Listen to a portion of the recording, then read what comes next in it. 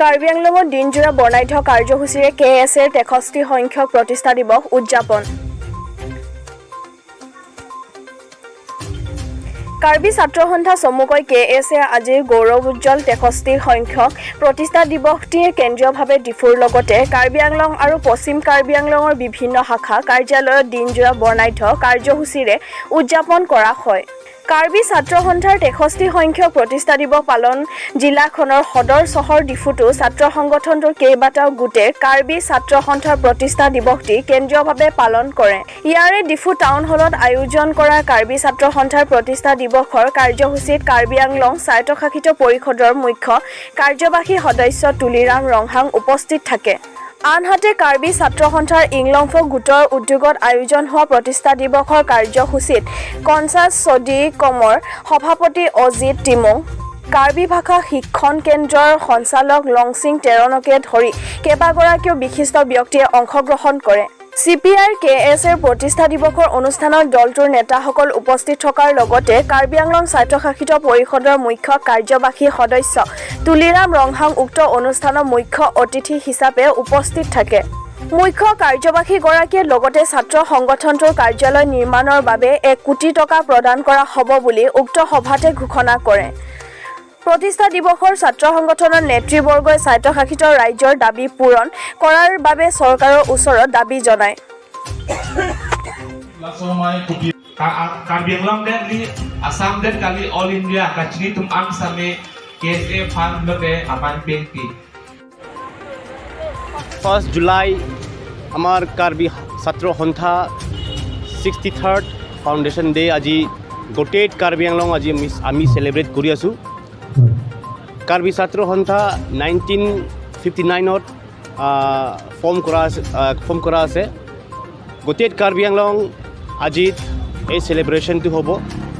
Karbi student এছ'চিয়েশ্যনৰ কি কাৰণে form কৰাটো হয়, আমাৰ যোনটো কাৰ্বি ইউথ আৰু যোনটো আমাৰ কাৰ্বি ছ'চাইটি কেনেকৈ আপগ্ৰেড কৰিব লাগে, আমি কাৰ্বি ইউথৰ কেনেকৈ এডুকেট কৰিব লাগে, এইটো আমাৰ main objective.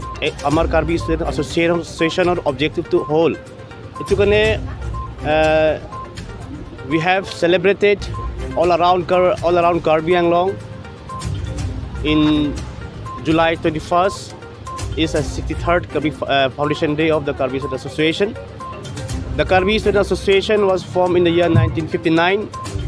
Until date, it has completed the 60th and to stand together to fight against various issues that has been suppressed our Karbi society.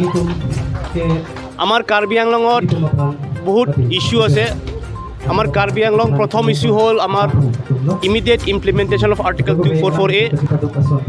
আজি এই Karbi student association foundation day দিনাত মই এইটোৱে ক'ব খোজোঁ যে চেণ্ট্ৰেল গভৰ্ণমেণ্ট হওক, আমাৰ আসাম গভৰ্ণমেণ্ট হওক, যোনটো কাৰ্বি আংলঙৰ আৰু ডিমা হাছাওৰ যোনটো ডিমাণ্ড, এই ডিমাণ্ডত আমাৰ Karbi student association main role play কৰি আছে।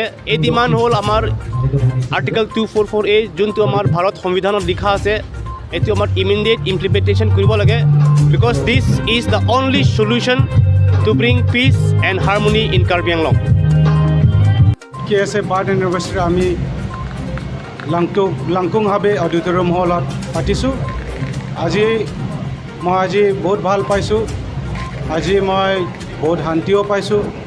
আজি আমি মুখ্য অতিথি হিচাপে আমাৰ CM তুলিৰাম ৰংহাং আহিছে আৰু আজি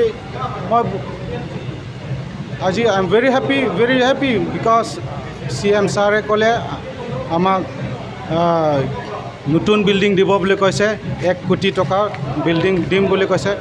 এইটো হিষ্টৰিক, এইটো কোনো ভাবা নাছিলে আগত, কিন্তু আমাৰ CM তুলিৰাম ৰংহাং ছাৰে KSA অফিচৰ কাৰণে ভাবি পেলাই 1 কোটি টকা নতুন বিল্ডিং দিম বুলি ক'লে।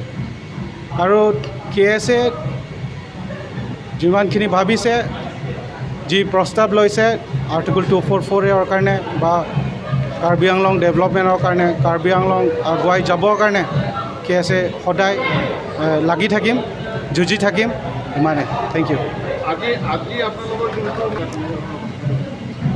আজি আমি ষ্টুডেণ্টছ ছলিডাৰিটি মিট আজি আৰ্টিকল 244 ইমপ্লিমেণ্ট হ'বৰ কাৰণে আমি আজি টপিক লৈছোঁ তাত ডিছকাশ্যনো হৈছোঁ আমাৰ CM ছাৰ আৰু যিমানখিনি গ্ৰুপ আছে এইটো অট'নমাছ ষ্টেটৰ কাৰণে লাগি থাকিম বুলি ক'লে অট'নমাছ ষ্টেট নোপোৱাৰ আগতো ডেভেলপমেণ্টৰ কাম কৰিম বুলিও ক'লে